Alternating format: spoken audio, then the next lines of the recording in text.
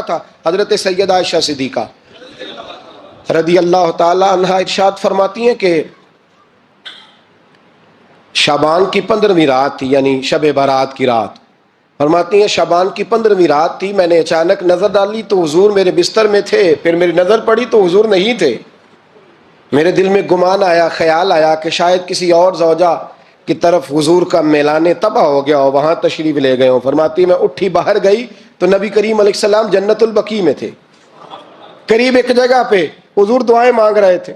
فرماتے میں گیا تو حضور فرمانے لگے ابو بکر کی بیٹی تو نے کیا گمان کیا کہ اللہ کا رسول تیری حق تلفی کرے گا؟ عرض کی حضور آپ مالک ہیں، کہیں اور جانا چاہیں تو میری طرف سے پابندی نہیں. کہتی ہے وہاں کھڑے کھڑے میرے رسول کریم نے بیان فرمایا، یہ ترمذی کے لفظ ہیں. حضور نے فرمایا عائشہ یہ شعبان کی 15ویں رات ہے، مدینے میں سب سے زیادہ بکریاں بنو کلب کا قبیلہ پالتا تھا. فرمایا آج کی رات بنو کلب کے قبیلے کی بکریوں کی تعداد کے مطابق اللہ میری امت کے لوگوں کی بخشی فرما دے گا. یہ وہ رات ہے. جناب عائشہ صدیقہ رضی اللہ تعالیٰ عنہ نے بات رات کو سنی تنہائی میں، نبی پاک سے رات کو تنہائی میں حضور سے سنی. سویرے جناب عائشہ نے کل امت کو بتائی. اگر یہ بات اہمیت والی نہ ہوتی تو بی بی صاحبہ آگے روایت کرتی، یہ کتابوں میں آتی، یہ لوگوں کو بتاتی. حضرت عائشہ نے روایت کیا اور مولا علی شیر خدا نے تو کھل کے کہا، ابن ماجہ میں حضرت علی سے پیار کرنے والوں کے لیے الگ عنوان. مولا علی نے کھل کے فرمایا شعبان کی 15ویں رات کو رات عبادت کرنا اور سویرے روزہ رکھنا. حضرت علی کے لفظ بائی نہیں سیاستہ میں، رات کو عبادت کرنا، دن کو روزہ رکھنا. ویسے تو رب کریم ہر روز تہجد کے وقت پہلے آسمان پر نزول اجلال فرماتا ہے اور لوگوں کو فرماتا ہے کوئی بخشش مانگنے والا؟ اور فرمایا ہر روز تہجد کے وقت یہ اعلان ہوتا ہے، پر شب برات کو نا شروع رات سے یہ اعلان شروع ہو جاتا ہے. ادھر دیکھو میری طرف، مغرب سے اعلان شروع ہو جائے گا. اللہ کرے آپ کو سمجھ آئے، اللہ کرے آپ کو. اور بھائی یہاں باہر لوٹ سیل لگ جائے، یہاں ابھی سیل لگ جائے 5000 والا جوڑا 1500 میں تو رش ختم ہوگا. اور بھائی اگر یہ لگ جائے، چلو یہ تو دور کی بات ہے نا، ہم تو لنگر والے لوگ ہیں. اگر لنگر کا اعلان ہو جائے کہ بڑا تگڑا ہے، بڑا تگڑا، ہمارے ہاں تو شادی کی روٹی کھلتی ہے تو لوگ آخری روٹی سمجھ کے کھاتے ہیں، شاید اللہ ماشاءاللہ یہ آخری ہے، اس کے بعد نہ ملے گی. جب اعلان ہوتا ہے اور دعوت ہوتی ہے کہ کھلا ہے جی کھاؤ، کیا حشر ہوتا ہے، کیا انداز ہے. مولا علی شیر خدا حدیث روایت کرتے ہیں، رنگ کیا ہے. فرمایا باقی راتوں میں نا تھوڑا سا پیکج ہوتا ہے، تھوڑا سا آخری حصے میں رات کے شب برات کو نا رات چڑھتے ہی اللہ پہلے آسمان پر جو اس کی شان کے لائق ہے نزول جلال فرماتا ہے اور پہلا جملہ یہ فرماتا ہے کوئی معافی مانگنے والا؟ اللہ کرے آپ کو سمجھ آئے. یعنی معافی دینے والا کہہ رہا ہے چلو آؤ ادھر آؤ ذرا معافی مانگو، میں معاف کرنے آیا ہوں. مانگو معافی. ہے کوئی معافی مانگنے والا؟ معاف کر دیں گے. اور آپ فرماتے ہیں ہے کوئی رزق مانگنے والا؟ وہ جو بڑی درخواستیں دیتے پھرتے ہیں نا مختلف اداروں میں، وہ ایک درخواست نا کل شب برات والی رات بھی دیں. اللہ کرے آپ کو سمجھ آئے. وہ جو کہتے ہیں نا بڑی بڑی کمپنیوں میں نے اپلیکیشن جمع کرائی ہے تو کہیں کام نہیں بن رہا تو نسخہ دے رہا ہوں، ایک ایپلیکیشن کل رات بھی جمع کراؤ انشاءاللہ کام بن جائے گا. اور میں نہیں کہہ رہا، مولا علی شیر خدا فرما رہے ہیں، اور وہ خود نہیں فرما رہے، وہ نبی پاک کا فرمان نقل کر رہے ہیں، اور وہ رسول اللہ صلی اللہ علیہ وسلم کی بات نہیں بیان کر رہے. وہ کہتے ہیں رب فرماتا ہے کوئی روزی مانگنے والا؟ سارے سیٹھوں نوابوں جاگیرداروں کے پاس جا جا کے تھک گئے ہو، ایک دن میرے کہنے پر، ایک رات، ایک دیہڑی ذرا شب برات والی لگا کے تو دیکھو. پر شرط یہ ہے کہ یقین کامل ہو، ارادہ یہ مطلب اللہ معاف کرے آپ نے ناراض نہیں ہونا، لیکن وہ ماحول اس طرح کا ہے کہ شب برات کو ایک دو ساتھی کو کہا رات کو عبادت کر کہتے جی وہ تو ٹھیک ہے پر سویرے چھٹی نہیں، کام کرنا ہے. یعنی رب کہہ رہا ہے کہ تو آ جا شب برات کی رات، جو مانگے گا وہ تجھے. لیکن یہ ادھر نہیں توجہ کر رہا، یہ کہتا ہے سویرے 10 بجے دکان نہ کھلی تو مشکل ہو جائے گی، دفتر نہ گیا تو حالات آپ دیکھیں ذرا. اب جب یقین اس طرح کا ہو تو پھر تو بھائی ساری زندگی اداروں میں درخواستیں دینی ہے. پھر آپ جیسا آپ کا مزاج ہوگا، اللہ تعالیٰ تو بندے کے گمان کے قریب ہے. تو میرے رسول پاک علیہ السلام نے ہمیں یہ میسج دیا، پیغام دیا، فرمایا اس رات جو اولاد مانگے گا رب اسے بھی عطا فرمائے گا، اس رات جو اللہ سے بخشش مانگے گا اللہ اسے بھی دے گا، اس رات جو رب کریم سے عزت مانگے گا اللہ اسے بھی عطا کرے گا۔ شارحین نے لکھا اس رات جو رب سے پردہ پوشی مانگے گا اللہ اسے پردہ پوشی بھی عطا کرے گا، جو جنت کا سوالی ہوگا رب اپنے فضل سے عطا فرمائے گا۔ کوشش فرمائیں، کوشش فرمائیں۔ 10 محرم کو ہمارے ہاں لوگ جاتے ہیں قبرستان، وہ کسی حدیث سے ثابت نہیں، میں منع نہیں کر رہا، جائیں 9 محرم کو جائیں، 10 کو جائیں، 11 کو جائیں، 8 کو جائیں، سفر میں جائیں، ربیع الاول میں جائیں، قبرستان میں جب بھی جائیں منع نہیں ہے، لیکن شب برات والی رات تو خود رسول کریم گئے ہیں نا قبرستان۔ اب جو بات میں نے سمجھانی ہے اس کو سمجھیں، نبی پاک کی والدہ کا مزار نہیں ہے وہاں جنت البقیع میں، حضور کے کو بھائی بہن، حضور کیا کرنے گئے؟ امت کی بخشش کے لیے گئے۔ شب برات کی رات لالچی نہ بنے کہ صرف میں نے اپنے لیے روزی مانگنی ہے، کل امت کے لیے مانگے رب کریم سے، مانگے اپنے بھائی کے لیے، مانگے اپنی بہن کے لیے، مانگے اپنے بیٹے کے لیے، مانگے اپنی بیٹی کے لیے، مانگے اللہ کریم سے۔ یہ مانگنے کی رات ہے۔ پچھلی راتی رحمت رب دی کرے بلند آوازہ، بخشش منگن واریاں کارن کھلا جے دروازہ، آئیں اللہ کی بارگاہ میں اس رات کو کھل کے دعا مانگیں۔ قبرستانوں میں نہ کچھ قبریں ایسی ہیں کہ جو بتاتی ہیں کہ سالوں بیت گئے ہیں کوئی آیا نہیں، کچھ قبریں بتاتی ہیں، کچھ بڑے قبرستان بڑے شہروں میں ایسے بھی ہیں کہ جن کا گورکن کہتا ہے کہ مجھے کمیٹی نے کہہ دیا ہے جہاں 4-5 سال کوئی نہ آئے وہاں نئی قبر بنا دیا کرو، وہاں نئی قبر بن جاتی ہے معاذ اللہ۔ او بھائی کچھ ہیں ایسے، کچھ ہیں، یہ جائیں نا اکبر بادشاہ یہاں لیٹا ہے لاہور میں، تو شعر لکھا ہوا ہے، بر مزارے ماں غریباں نے گلے پروانہ سوزز نے صدائے بلبلے، فارسی کا مقولہ لکھا ہے اس کی قبر پہ، کہتا ہے میں وہ غریب ہوں، اعلیٰ بادشاہ ہے مقبرے میں لیٹا ہے، کہتا ہے میں وہ غریب ہوں کہ نہ یہاں کوئی پروانہ آتا ہے نہ بلبل آ کے گیت گاتی، کوئی آتا ہی نہیں، کوئی فاتحہ نہیں پڑھتا، کوئی فاتحہ نہیں پڑھتا۔ او بھائی کئی قبریں ایسی ہیں جن پہ سالوں بیت گئے کوئی لوٹا نہیں۔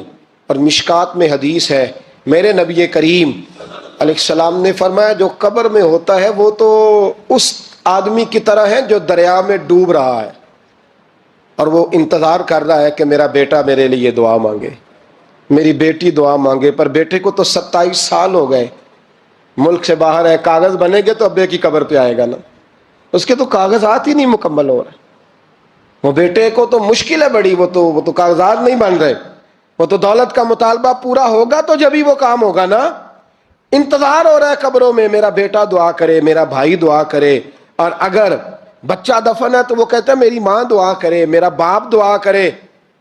کوشش کریں شب برات بعد از مغرب یہ رواج پیدا کریں، یہ رسول اللہ کا طریقہ ہے صلی اللہ علیہ وسلم، قبرستان میں جائیں اور جا کر کے وہاں اللہ تبارک و تعالیٰ سے دعا مانگیں کہ یا اللہ جو اس قبرستان میں لیٹے ہیں وہ بھی، اور جو آج تک کلمہ پڑھنے والے دنیا سے گئے وہ بھی، اور جو قیامت تک جائیں گے وہ بھی، اے اللہ تو سب کی بخشش فرما دے۔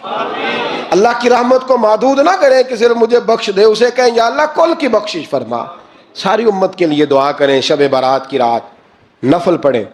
ہمارے ہاں محفل ہوتی ہے ہر سال الحمدللہ، بڑے شوق سے بڑا خوبصورت ہم اہتمام کرتے ہیں، لیکن میں اکثر دوستوں سے کہا کرتا ہوں کہ جن کو اکیلے میں نفل پڑھنے میں مزہ آئے وہ اکیلے میں پڑھیں۔ کتنی کھلی بات کر رہا ہوں، میں پابند نہیں کر رہا کہ آپ یہاں آئیں گے محفل میں آئیں گے ضروری ہے، بھئی آپ کو اکیلے میں مزہ آتا ہے نا، کچھ لوگ تنہائی میں ہو تو دل زیادہ لگتا ہے، وہ تنہائی میں کریں اللہ اللہ کوئی عرض نہیں، لیکن کچھ ایسے ہیں کہ نعت سنتے ہیں تو دل نرم ہوتا ہے، تقریر سنتے ہیں تو دل نرم ہوتا ہے، تو جن کا اس طرح نرم ہوتا ہے وہ مسجد میں آئے بات سنیں۔ کچھ کو سب کے بیچ بیٹھ کے رونا آتا ہے، حضرت سعدی شرازی فرمایا کرتے تھے کچھ لوگوں کے آنسو مجھے رلا جاتے ہیں، فرماتے ہیں کچھ کی آنکھیں دیکھ کے رو پڑتا ہوں، لہٰذا میں جب بھی ذکر کرتا ہوں محفلوں میں بیٹھ کے کرتا ہوں، تنہائیوں میں مجھ سے نہیں ہوتا، تو جس سے نہیں ہوتا وہ آئے نا، مسجد میں آئے، رات عبادت کریں، کل مغرب سے پہلے پہلے کام سمیٹ لیں سارے، اور مغرب کے بعد یہ رات شروع ہوگی، مغرب کے بعد ایک چھٹی کر لو اللہ رسول کے لیے، کر لیں گے انشاءاللہ تعالی ایک چھٹی، اور توبہ کی رات ہے یہ، توبہ کرنی ہے۔ توبہ کس کو کہتے ہیں؟ توبہ کا معنی ہے پچھلے گناہ پر پچھتانا، شرمسار ہونا، کہتے نہیں اے کاش میں نہ کرتا، اور وہ لفظوں میں نہیں، جملوں میں نہیں، توبہ رٹی رٹائی نہیں، شرمسار ہونا اور آئندہ گناہ نہ کرنے کا پکا ارادہ کرنا، اس کا نام توبہ ہے۔ دیکھیں اللہ تعالیٰ فضل کرے، میں نے پچھلے سال کہا تھا، پھر کہتا ہوں، مسجدوں سے نا شب برات کی رات، شب قدر کی رات چیخوں کی آوازیں آتی ہیں، لوگ اتنا روتے ہیں نا، رونا چاہیے، کم روتے ہیں زیادہ رونا چاہیے، لیکن سوال یہ ہے کہ اتنا زیادہ لوگ شب برات کی رات روتے ہیں، کیا پھر سویرے بددیانتی ختم ہو جاتی ہے؟ جو رات مسجد میں کھل کے رو کے آیا ہے اس کا پروگرام ہے نا کہ اب ملاوٹ کبھی نہیں کرے گا، اب گاہکوں سے جھوٹ کبھی نہیں بولے گا، اب وہ بددیانتی کا معاملہ کبھی نہیں کرے گا، لیکن رات روتا بھی رہے اور سویرے پروگرام یہ ہو کہ میں نے پھر لوگوں کو فریب دینا ہے، داؤ لگانا ہے، تو اس نے توبہ کیا رات کے، یہاں بس یہ ایکٹنگ کر کے لوٹ آیا ہے، یعنی بڑی سجا بنا کر کے سوار کر کے رات توبہ کی۔ کیا مطلب ہے توبہ کا؟ کہ توبہ آپ نے کی۔ حضرت حسن بصری سے کسی نے کہا توبہ کیا ہے؟ فرمانے لگے توبہ یہ ہے کہ جس گلی سے رب نے تجھے منع کیا ہے دوبارہ پھر تو اس گلی میں نظر نہ آئے، تو نظر ہی نہ آئے، اور جس جگہ جانے کا رب نے تجھے حکم دیا ہے پھر تو دوبارہ وہاں سے غیر حاضر نہ ہو۔ اگر یہ پروگرام ہی نہیں، ارادہ ہی نہیں، بچے ایک دو مجھے کہنے لگے کل حضرت صاحب توبہ کے موضوع پر ہم نے گفتگو کرنی ہے تو کوئی باب بتائے کہاں پہ ہے، کچھ بچے شاگرد ہیں، کچھ مسجدوں میں جمعہ پڑھاتے ہیں، ایک نے مجھ سے کہا، تو میں نے کہا بیٹے پہلے مسجد میں جاؤ، 2 نفل پڑھو، توبہ کرو، توبہ کا ارادہ بناؤ، یہ رسم نہیں ہے۔ وہ نعت خواں بھی تو توبہ کر لینا جو شب برات کے دن لوگوں کو توبہ کرانے آیا ہے اور 25,000 کا سودا کر کے آیا ہے، تو آج اس کام سے تو توبہ کرنا، یہ نوٹ پھکوانے سے تو توبہ کرنا، یہ رسم ہے؟ ساری رات توبہ توبہ توبہ توبہ، یہ کیا معنی ہے اس کا؟ کیا مطلب کریں؟ امام غزالی فرماتے ہیں کہ ایک آدمی بادشاہ کا گارڈ تھا، سپاہی تھا، اس کا پہرے دار تھا، نگرانی کرتا تھا، بڑی وفاداری سے نوکری کرتا رہا، بادشاہ نے اسے تنخواہ کے علاوہ بھی بڑا نوازا، بڑا نوازا، بڑا نوازا، اسے بادشاہ نے بڑے الاؤنسز دیے، بادشاہ نے بڑا کچھ دیا، مکان دیا۔ کچھ سالوں کے بعد بادشاہ کو پتا چلا کہ یہ میرے لیے نہیں آتا تھا، اس کی تو میری کنیز پر نظر تھی، اس نے تو رات کی ڈیوٹی اس لیے لگوائی تھی کہ کنیز پر نظر تھی۔ تو امام فرماتے ہیں کہ بتاؤ پھر وہ بادشاہ اس کے ساتھ کیا سلوک کرے گا، وہ کیا سلوک کرے گا؟ تو لوگ کہنے لگے حضور لگتا یہ ہے کہ وہ نا 4-5 حصوں میں کاٹ کے تو کتوں کے آگے پھینکے گا۔ آپ فرمانے لگے میرا رب تو بڑا ہی کریم ہے، وہ تو ایسے نہیں کرتا، لیکن بتلاؤ اگر اسے پتا چلے کہ یہ رسم کے لیے آیا ہے، اس کی تو نظر ہی مال پہ ہے، یہ تو سویرے بدلے گا نہیں، یہ تو دھوکہ دے رہا ہے، یہ تو توبہ کرنے آیا ہی نہیں، اس نے تو ڈھونگ رچایا ہے، اسے تو پہلے سے خبر ہے، تو پھر تم کیا امید رکھتے ہو؟ پھر کیا رویہ رکھتے ہو؟ شب برات کی رات دھاڑے مار مار کے رونا اور صبح اسی طرح دھوکہ دینا، اسی طرح فریب کرنا، اسی طرح جھوٹ بولنا، اسی طرح بددیانتی کرنا، اسی طرح لوگوں کو لوٹنا، تو یہ رسم نہیں ہے توبہ۔ توبہ تو بدل جانے کا نام ہے، توبہ تو پھر سنور جانے کا نام ہے۔ توبہ تو اس طرح ہے جس طرح حضرت ابراہیم ابن ادھم نے کی تھی، وقت کے بادشاہ تھے، بادشاہ جب توبہ کی تو پھر ہر چیز چھوڑ دی، پھر مال لوگوں میں بانٹ دیا اور پھر ٹاٹ کا لباس پہن کر زندگی گزاری۔ لوگوں نے کہا حضور یہ تبدیلی ہے؟ فرمایا تبدیلی نہیں، یہ میری توبہ ہے، یہ میری توبہ ہے۔ جب توبہ کی تو پھر بدل کے کی، جب توبہ کی تو پھر تبدیل کیا آپ نے۔ یہ کیا توبہ ہوئی؟ ساری رات روتے رہے، سویرے دکان پہ جا کے پھر قسم اٹھائی کہ مجھے تو پڑتا ہی 11,000 کا ہے، یہ توبہ ہے؟ تو آپ نے اور میں نے توبہ کرنی ہے تو انشاءاللہ تعالیٰ اس طرح کرنی ہے کہ پھر 15ویں شعبان کو بدل جائے۔ یہ جو موقع آتے ہیں نا شب برات کے، شب قدر کے، یہ بنیادی طور پر اللہ تعالیٰ کی طرف سے دی ہوا موقع ہوتا ہے کہ چلو تمہیں چانس دیتے ہیں، تمہیں چانس دیتے ہیں، پابندی کوئی نہیں، لیکن رب کی طرف سے نا موقع ملتا ہے، چلو تمہیں ایک موقع دیتے ہیں، چلو اپنے آپ کو کلیئر کر لو، تمہیں موقع دیتے ہیں۔ یا اللہ کیا کرے؟ کچھ بھی نہیں، آ کے نا سچے دل سے 2 رکعتیں پڑھ کے توبہ کرو، عرش کا مالک پچھلے سارے معاف کر دے گا۔ کچھ بھی نہیں، آؤ موقع ہے۔ ان لوگوں کی باتوں پہ نہ جائیں جو بلا وجہ پریشان کرتے ہیں، ہمیں بھی روز ہی سوال آتے ہیں، دل نہیں کرتا، کچھ باتیں ایسی ہیں جو کرنے کو طبیعت نہیں چاہتی، میں کروں گا بھی نہیں، لوگوں کو شب برات کا حوالہ بھی نہیں مل رہا، حالانکہ ترمذی شریف میں حدیث موجود ہے، صحاح ستہ کی روایت ہے، ترمذی میں موجود ہے۔ پہلے کہتے ہیں صحاح ستہ سے دکھاؤ، جب صحاح ستہ سے مل گئی تو اب اور کدھر جانا ہے؟ اور ابن ماجہ میں موجود ہے مولا علی کی روایت، اور ذرا ترتیب دیکھیے گا، یہ ترمذی کی حدیث ہے، اور امام ترمذی نے تو پورا باب باندھا ہے 15ویں شعبان پر، پورا باب۔ اب تمہاری مرضی ہے، اگر تم نئی بات کو سمجھنا چاہتے۔ اور مجھے پتا کیوں یہ شب برات کیا لگتا ہے، مجھے کبھی کبھی یوں لگتا ہے کہ رب فرماتا ہے کہ رمضان سے 15 دن پہلے ہی پکی سچی توبہ کر لے، تیاری کر، پاک صاف ہو جا، تاکہ جب رمضان آئے نا تو پھر تجھے پاک ہونے کی ضرورت نہ پڑے، بس پھر تو آتا جائے اور میں تیرے اوپر رحمت نچھاور کرتا جاؤں۔ بس تو پہلے ہی تیاری کر، 15 دن پہلے ہی، 14 دن پہلے تیار ہو جا۔ کل رات اپنے آپ کو ذہنی طور پر تیار کریں، بچوں کو تیار کریں، گھروں کو تیار کریں۔ اب جب مہمان آتے ہیں نا بڑا کچھ کرتے ہیں، شب برات آئے تو مصلی ایک دفعہ دھویا کریں، ایک دفعہ مصلی دھویا کریں۔ فرش دھوتے ہیں نا، مہمانوں نے آنا ہے تو ایک کمرے کا فرش دھو کے صاف کریں کہ خواتین نے یہاں ساری رات نماز پڑھنی، یہ ارادے بنائیں۔ جس طرح آپ کہتے ہیں نا رات کو سفر کرنا ہے تو دوپہر میں تھوڑا آرام نہ کر لوں تو کل دوپہر میں آرام کر لیں، تاکہ رات کو رب رب کرنا آسان ہو جائے، اللہ کی بارگاہ میں بیٹھنا آسان ہو جائے۔